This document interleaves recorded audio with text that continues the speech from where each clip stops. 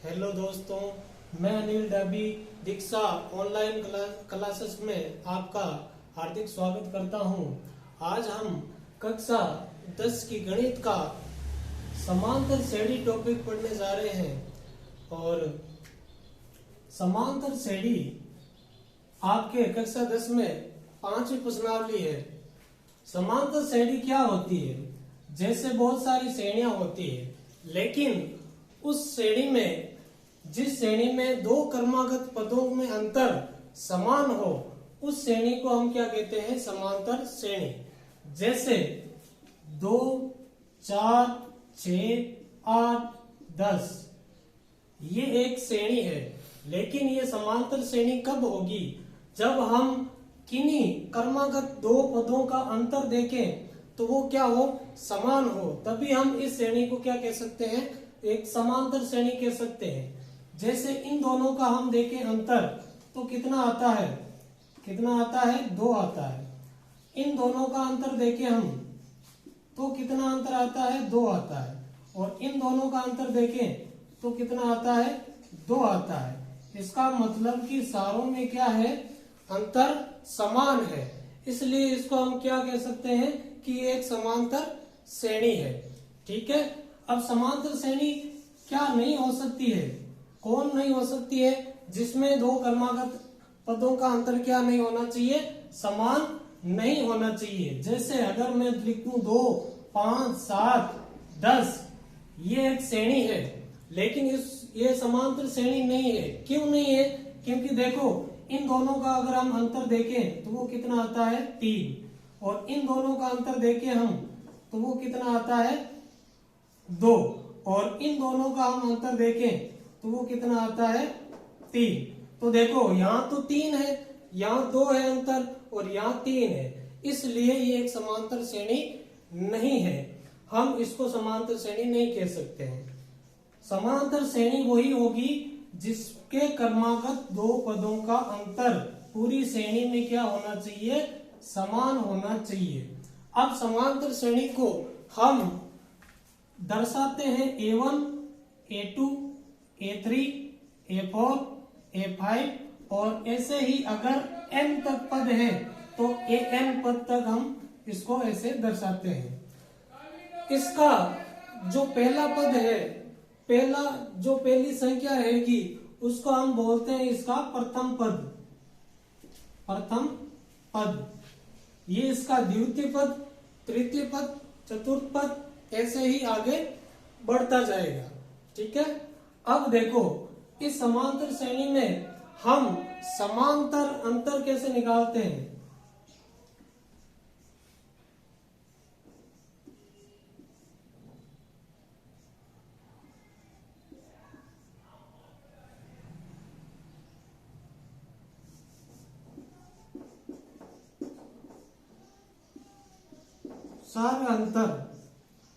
सार्व अंतर का मतलब होता है किन्हीं क्रमागत दो पदों के बीच का अंतर।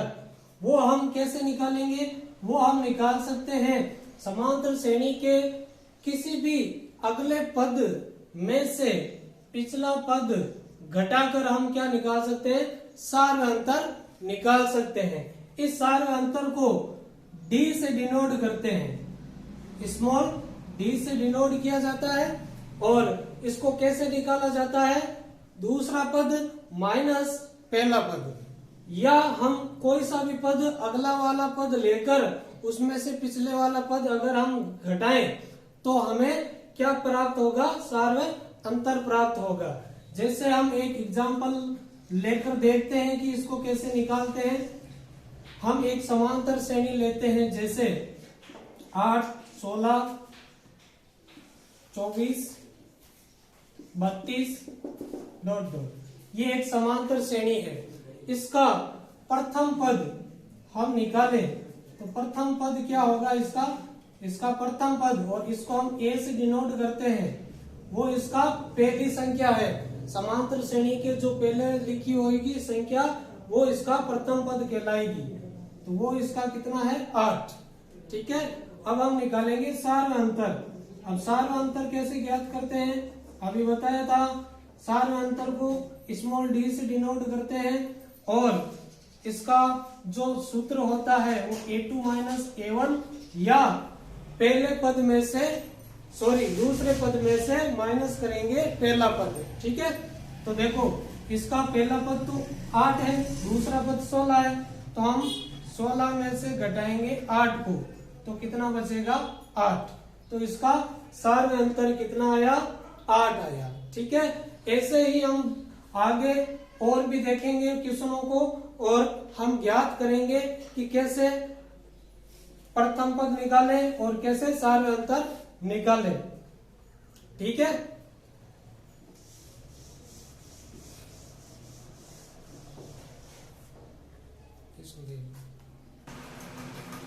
अब हम देखने जा रहे हैं आपकी 10th की जो गणित की बुक है उसमें प्रश्नावली 5.1।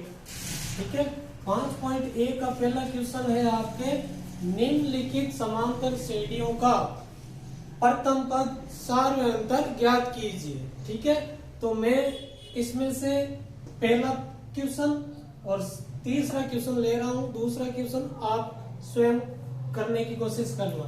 ठीक है, तो देखो पहला क्वेश्चन है आपका 6, 9, 12, 15। ये एक समांतर श्रेणी है, इसका हमें प्रथम पद और सार में अंतर ज्ञात करना है। ठीक है, तो हमें पता है कि प्रथम पद कौन सा होगा, प्रथम पद जो पहले संख्या होगी वही उसका प्रथम पद होगा। तो प्रथम पद ए कितना हो जाएगा 6। ठीक है, अब हम निकालेंगे सार में अंतर, इसका सार में अंतर ज्ञात करेंगे। तो सार में अंतर होता है डी। सार में अंतर के लिए क्या सूत्र होता है, इसके लिए सूत्र होता है हमें पता है a2 माइनस a1। ठीक है, तो पहले आपको ऐसे नहीं पता चले कि a2 क्या है a1 क्या है, तो आप ऐसे भी लिख सकते हो, ये a1 होता है, ये a2 होता है, ये a3 होता है, ये a4 होता है, और ऐसे ही आगे अगर पद हो तो a5 a6 ऐसे चलता है। ठीक है, तो आपका a2 तो कितना हो गया 9 और a1 कितना हो गया 6। ठीक है, तो देखो यह हम मान रखते हैं a2 का, तो a2 का मान कितना है 9 और a1 का मान कितना है 6। तो 9 में से हम क्या घटाएंगे 6, तो पीछे कितना बचेगा 3। तो इसका सार में अंतर d का मान कितना आया 3 आया।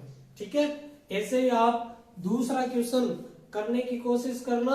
मैं तीसरा क्वेश्चन करवा रहा हूं, दिखने में ये आपको थोड़ा सा हार्ड लग रहा होगा। ठीक है, लेकिन ये हार्ड नहीं है, ये भी ऐसा ही सिंपल क्वेश्चन है। इसका भी आपको क्या ज्ञात करना है, प्रथम पद और सार में अंतर निकालना है। ठीक है, तो प्रथम पद आपको पता है, प्रथम पद क्या होता है, जो पहले लिखी हुई संख्या समान श्रेणी में जो प्रथम संख्या होती है वही प्रथम पद होता है। ठीक है, तो क्या है 3/2, तो ये तो हो गया प्रथम पद। अब आपको यहाँ कठिनाई आएगी कि हम सार में अंतर कैसे निकालें। तो हमें पता है, जैसे आपको अगर ऐसे नहीं पता चले तो आप सबसे पहले क्या लिख लो a1, ये a2, ये a3, ये a4। ठीक है, ऐसे ही आगे चलता रहता है। ठीक है, अब हम देखें सार में अंतर निकालते हैं। तो सार में अंतर d का फॉर्मूला क्या होता है, सूत्र क्या होता है a2 minus a1, a2 minus a1। अब a2 क्या है आपके पास, a2 है 1/2 और a1 क्या है 3/2। तो हम क्या करेंगे 1/2 में से घटाएंगे 3/2। अब हम घटाएंगे 1/2 में से माइनस करेंगे 3/2। तो देखो कैसे घटाते हैं। सबसे पहले नीचे आपके क्या है 2 है, इसके भी और इसके भी 2 है, तो इसका एलसीएम लेंगे तो वो कितना आएगा 2। दोनों का 2 ही है तो 2 ही आएगा। अब ऊपर यहाँ पर क्या बचा 1 और माइनस, और यहाँ पर कितना बचा 3। ठीक है, तो अब आपको क्या करना है 1 में से 3 घटाना है। तो 1 में से अगर हम 3 घटाएं, मैं यहाँ लिख रहा हूं, तो देखो d की क्या वैल्यू आएगी या मान आएगा। 1 में से अगर 3 घटाएं तो कितना बचता है -2, और आपके इसके बट्टे में कितने हैं 2। अब -2 में अगर हम 2 का भाग देते हैं तो कितना आता है आपके पास, -1। तो इसके डी का मान जो सार अंतर है वो कितना है, -1। ठीक है, और इसका प्रथम पद वो कितना है, 3/2। ठीक है, समझ में आया। अब ऐसे ही आप बाकी क्वेश्चनों को करने की कोशिश करना। प्रश्नावली 5.1 के जो पहला प्रश्न है उसके सभी क्वेश्चनों को करने की कोशिश करना। एक में लास्ट वाला क्वेश्चन आपको और समझा देता हूं। ठीक है, जैसे इसका जो लास्ट वाला क्वेश्चन है, यहां देख लो, लास्ट वाला जो क्वेश्चन है इसका है 3 और -1। ठीक है, 3 -1। ठीक है, और -5। ठीक है, अब देखो, चलो ये मैं एग्जाम्पल के तौर पर आपको समझा रहा हूँ। लास्ट वाला क्वेश्चन आप खुद करने की कोशिश करना, हम एक एग्जाम्पल लेके और अच्छी तरह से समझ लेते हैं। ठीक है, अब देखो, इसका आपको क्या ज्ञात करना है, सार्व अंतर और प्रथम पद ज्ञात करना है। ठीक है, तो प्रथम पद इसका क्या होगा, 3 होगा। ठीक है, सबसे पहले जो संख्या है वो, और सार्व अंतर ज्ञात करेंगे हम। सार्व अंतर क्या होता है, A2 - A1। या आप कोई सा भी पद, जैसे हम A3 में से A2 भी घटा सकते हैं। ये A1 होता है, ये A2 होता है और ये A3 होता है। ठीक है, तो या तो आप इसमें से इसको घटाओ या इसमें से इसको घटा सकते हैं। ठीक है, तो A2 आपके पास कितना है, -1, और A1 कितना है, -3। तो इसका सार्व अंतर कितना हो गया, -4।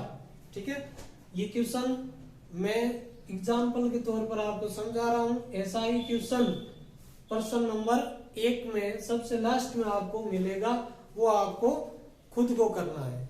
अगर ये वीडियो आपको अच्छा लगा, ठीक है, और आपको समझ में आया, तो इस चैनल को आप लाइक और सब्सक्राइब करें और ज्यादा से ज्यादा शेयर करें। Thank you.